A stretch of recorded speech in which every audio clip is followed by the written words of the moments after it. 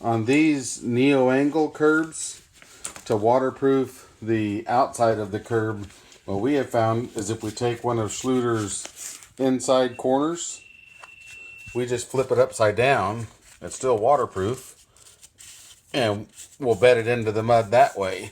And then we don't have any pinholes here, and so it's nice, clean, straight, and super easy. And then I just got to band the rest of the corner over that way, and then we'll also do a little video. We'll band the curb to the Ditra so we have a waterproof seam at the shower. So stay tuned and we'll be right back.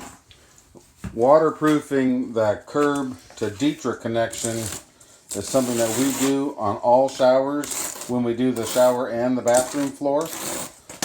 We do it because we know that when you get out of the shower dripping wet, there's just a lot of water that can migrate from the curb down into the substrate.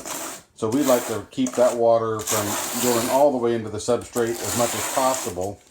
And so while we don't waterproof the entire bathroom, we do like to waterproof at least this junction because this is where most of the water comes from. This is the same bathroom that we did the video of the Ditra with all the pieces. So it would take a lot of waterproofing to waterproof the entire floor, but it doesn't take much to waterproof right here. So we're just going to spread the mud here, and then we'll bed the Kerdi Band into it. And you can see on this side, we've already banded that little short wall of the neo-angled curb. And again, you can see our upside down inside corner right here, keeping from having any pinholes. That's the purpose of using the inside corner, is so we don't have any pinholes at the corner. The curb is sloped to drain, and so any water that lands on the curb will go down the drain.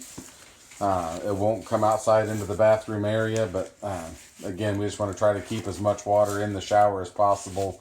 And so any water that would hit this would definitely not get into the substrate. It's going to just stay on top of the floor. Anyway, that's just kind of our latest little how-to.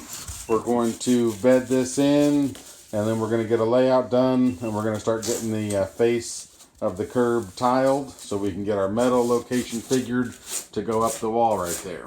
So that's why we're doing the curb now. You can see what we've got done so far today on the back wall there. Job's progressing pretty nice. So stay tuned.